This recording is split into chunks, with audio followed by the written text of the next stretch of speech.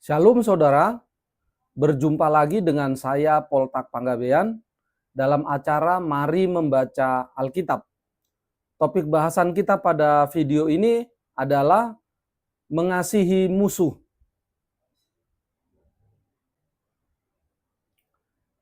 Teks renungan kita diambil dari Matius 5 ayat 38 sampai dengan ayat 48 dan Mazmur 37 ayat 1 sampai dengan ayat 11.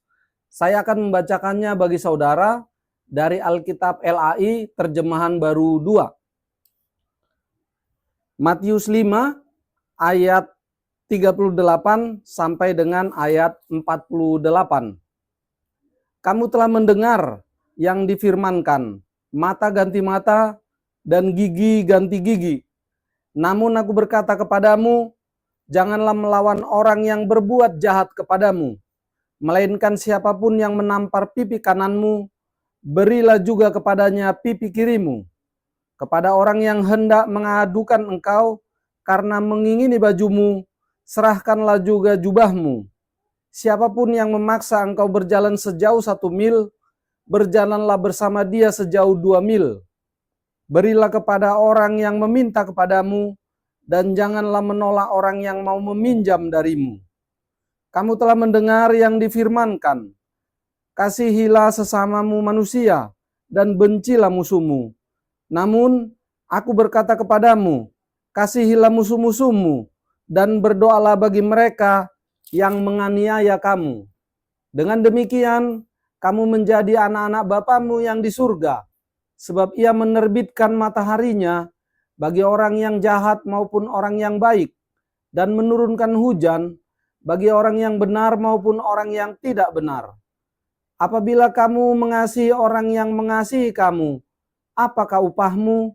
Bukankah pemungut cukai juga berbuat demikian?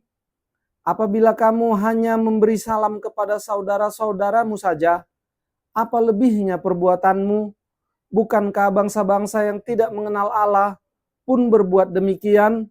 Karena itu, haruslah kamu sempurna, sama seperti Bapamu yang di surga sempurna. Kemudian Mazmur 37 ayat 1 sampai dengan ayat 11.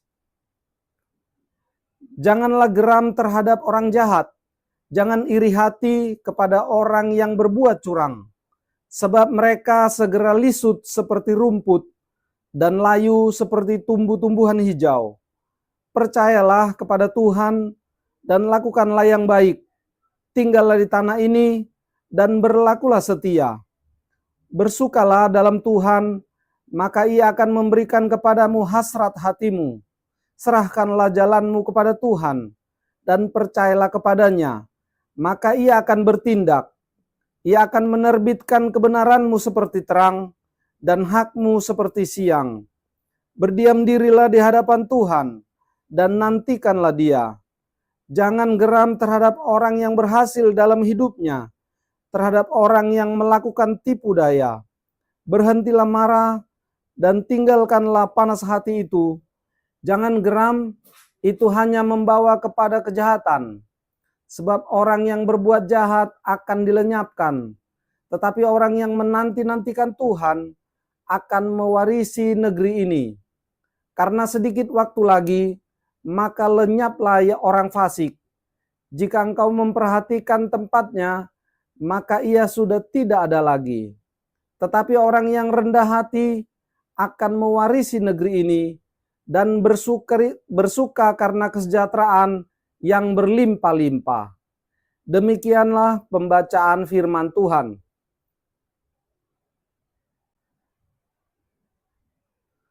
Pertama-tama, mari kita melihat konteks dari teks renungan kita.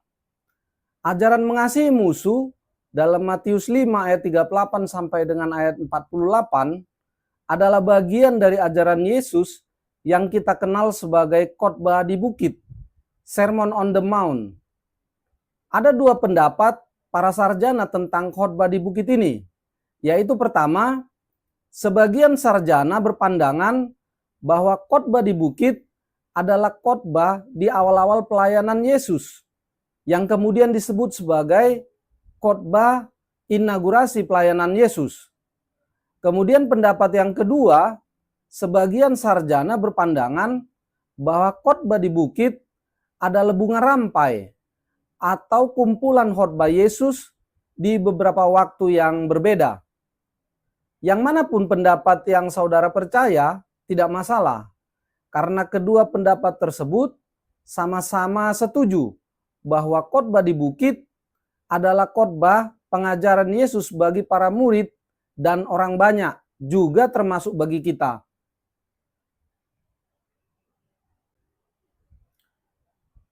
Kemudian dari segi kerangka penulisan, Injil Matius pada khotbah di bukit menggambarkan Yesus seperti Allah yang memberikan 10 perintah Allah kepada Musa.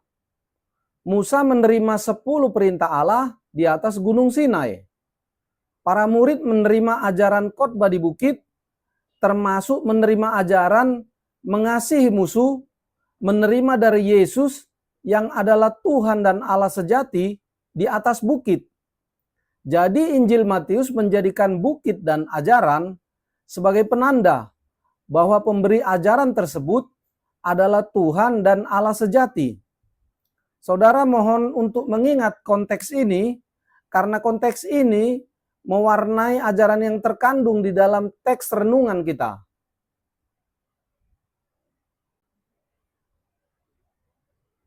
Kalau kita mengamati keseluruhan teks khotbah di bukit, Matius 5 sampai dengan Matius 7, khususnya teks Matius 5 ayat 38 sampai dengan ayat 48. Di situ kita lihat bahwa Yesus membuat perbandingan antara ajaran hukum Taurat yang diajarkan Musa versus ajaran yang diajarkan Yesus. Jadi ini seperti ajaran lama dibandingkan dengan ajaran baru. Mata ganti mata, gigi ganti gigi. Ayat 38, ini merupakan ajaran hukum Taurat. Dibandingkan dengan jangan melawan orang yang berbuat jahat padamu, siapa yang menampar pipi kananmu, berilah juga pipi kirimu. Ayat 39, ini merupakan ajaran Yesus. Kemudian kepada orang yang mengingini bajumu, ajaran hukum Taurat. Serahkanlah juga jubahmu, ajaran Yesus. Ayat 40. Kemudian, siapa yang memaksa engkau berjalan 1 mil? Ajaran hukum Taurat. Berjalanlah bersama dia sejauh 2 mil. Ayat 41, ajaran Yesus.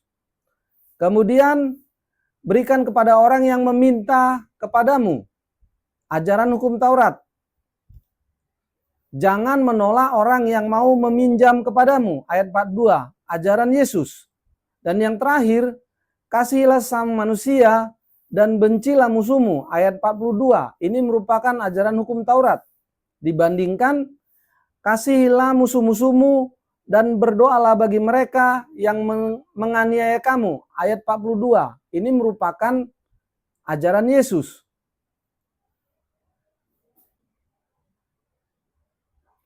Jadi kita lihat bahwa ada banyak ajaran dari hukum Taurat yang diperbandingkan dengan ajaran Yesus. Pertanyaannya, apa sebenarnya tujuan Yesus membuat perbandingan ini? Apa tujuan Yesus membandingkan ajaran hukum Taurat dengan ajaran Yesus? Tujuan pertama, Yesus adalah pemenuhan janji Allah di Perjanjian Lama. Perbandingan ajaran hukum Taurat versus ajaran Yesus bukanlah dimaksudkan untuk membatalkan atau meniadakan hukum Taurat. Karena hukum Taurat adalah hukum atau ajaran yang diterima Musa dari Allah. Jadi hukum Taurat itu juga adalah firman Allah. Kekristenan tidak mengenal pembatalan firman Allah. Perbandingan hukum Taurat versus ajaran Yesus itu dilakukan adalah untuk menunjukkan bahwa ada bagian dari janji Allah kepada nenek moyang orang Israel dan Yahudi yang belum tergenapi, belum terselesaikan, belum dilengkapi, belum disempurnakan oleh Allah.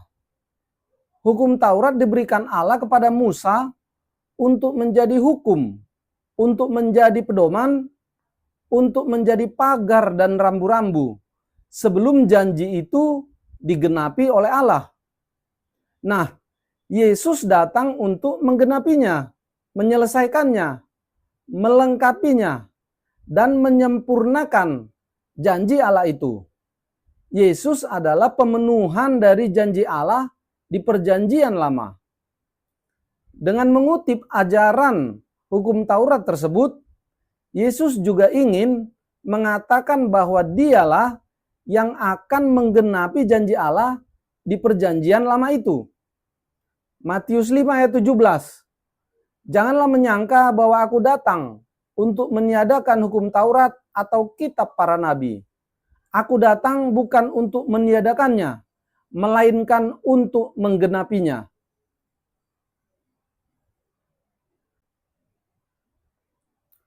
Tujuan perbandingan kedua adalah hidup kudus. Perbandingan hukum Taurat versus ajaran Yesus itu dimaksudkan untuk menunjukkan bahwa Allah menginginkan agar para murid, orang Israel, dan orang Yahudi, juga kita orang yang percaya pada Yesus, agar hidup kudus. Ajaran hukum Taurat yang ada di dalam Matius 5 ayat 38 sampai dengan ayat 48 yang dikutip Yesus adalah ajaran tentang hidup kudus. Imamat 19 ayat 2. Hendaklah kamu kudus, sebab aku, Tuhan Allahmu, kudus. Hanya jika kita kuduslah, maka kita akan menjadi anak-anak Bapa di surga. Sebaliknya, jika kita tidak kudus, maka kita akan ditolak oleh Allah Bapa, tidak disebut sebagai anak-anak Allah. Pertanyaannya, kekudusan yang seperti apa yang berkenan kepada Allah Bapa? Apakah kekudusan seperti yang diajarkan oleh hukum Taurat? Jawabnya tidak. Kekudusan yang berkenan bagi Allah Bapa adalah kekudusan yang diajarkan oleh Yesus Kristus. Itulah sebabnya Yesus membuat perbandingan tadi.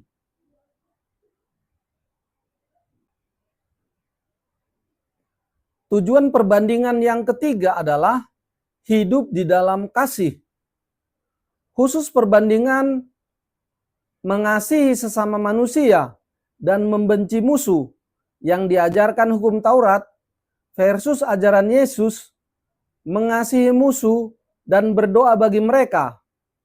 Pada bagian ini, Yesus ingin mengajarkan agar para murid, orang banyak, dan orang-orang yang percaya pada Yesus agar hidup di dalam kasih. Jadi, selain perintah hidup kudus, Yesus juga menginginkan agar kita hidup di dalam kasih. Mengapa Yesus menginginkan kita hidup di dalam kasih? Yaitu karena Allah adalah kasih. Jadi barang siapa sungguh-sungguh percaya pada Yesus, harus hidup di dalam kasih. Kasih menjadi tanda atau bukti bahwa kita benar-benar percaya pada Yesus.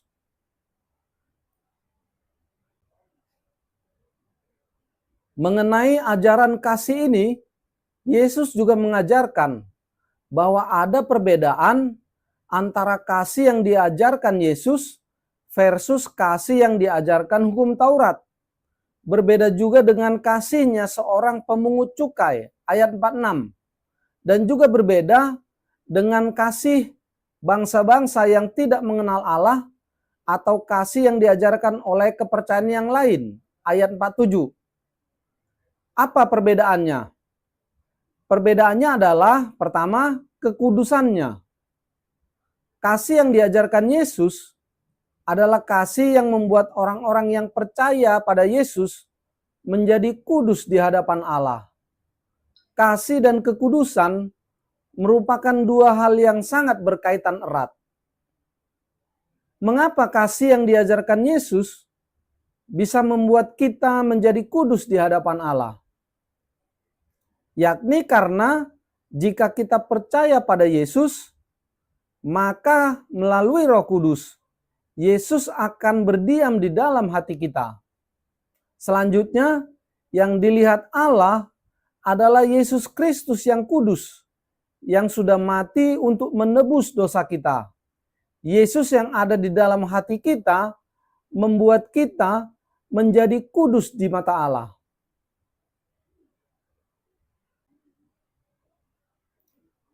Perbedaan kedua adalah berkenan kepada Allah Bapa. Kasih yang diajarkan Yesus adalah kasih yang membuat kita berkenan kepada Allah Bapa. Bukti atau tanda bahwa kita kudus adalah Yesus berdiam di dalam hati kita dan kita berkenan kepada Allah Bapa. Oleh karena itu, kasih yang diajarkan Yesus adalah kasih yang unik, kasih yang khas Yesus, dan tidak ada duanya di dunia ini. Tidak ada kepercayaan yang mengajarkan kasih sebagaimana yang diajarkan Yesus Kristus. Oleh karena itu, tepatlah yang dikatakan di dalam Mazmur 37 ayat 1 sampai dengan ayat 2. Agar kita tidak iri terhadap yang di luar Yesus Kristus. Sebab mereka segera lisut seperti rumput dan layu seperti tumbuh-tumbuhan hijau. Hanya yang di dalam Yesus yang akan kekal selamanya.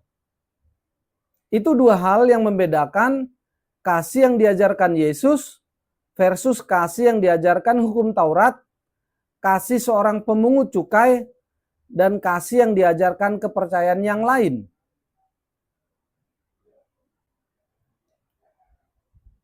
Tujuan perbandingan keempat adalah kita membutuhkan penolong. Yesus mengajarkan agar kita hidup kudus, hidup dalam kasih, sebab itulah yang berkenan kepada Allah Bapa di surga. Pertanyaannya, apakah ada manusia yang mampu hidup kudus dan hidup dalam kasih selamanya, seperti yang diinginkan oleh Allah Bapa, jika mengandalkan kekuatannya sendiri? Apakah ada manusia yang mampu hidup kudus dan hidup dalam kasih setiap waktu, di setiap keadaan? Jawabnya, tidak ada. Tidak ada seorang pun manusia yang mampu hidup kudus dan hidup dalam kasih setiap waktu, setiap keadaan, selamanya. Oleh karena itu, tujuan perbandingan yang keempat adalah Yesus ingin mengajarkan bahwa kita membutuhkan penolong agar kita hidup kudus, hidup dalam kasih, dan berkenan kepada Allah Bapa. Hanya jika ada penolong itulah, maka kita akan kudus dan berkenan kepada Allah Bapa. Dan Yesus menyatakan bahwa dialah penolong itu. Dialah Mesias yang dijanjikan Allah di Perjanjian Lama.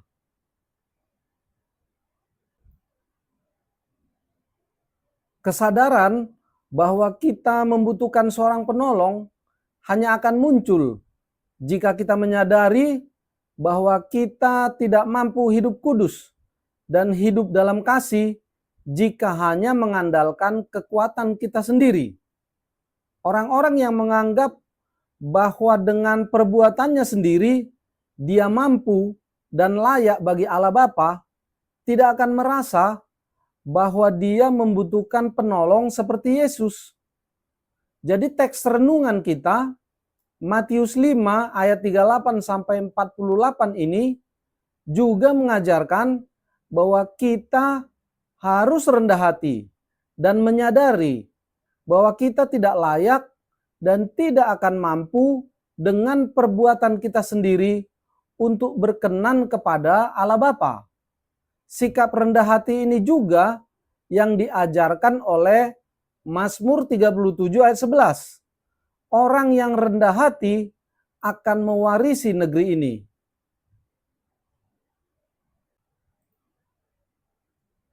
Kemudian mengenai peran gereja. Jika Yesus mengajarkan kepada kita untuk hidup kudus, mengasihi musuh, dan percaya pada Yesus Kristus. Lalu pertanyaannya, apakah peran gereja di dalam hal itu? Yesus sebagai kepala gereja mengajarkan agar kita mengasihi musuh. Itu berarti Yesus menginginkan agar kita menjangkau dan mengabarkan Injil kepada orang-orang yang belum percaya pada Yesus. Itulah tugas dan panggilan gereja sepanjang zaman yang harus kita laksanakan. Gereja harus mendorong setiap orang yang percaya pada Yesus untuk membaca Alkitab dan mengajarkan Injil kepada jemaat dan kepada orang-orang yang belum mengenal Allah.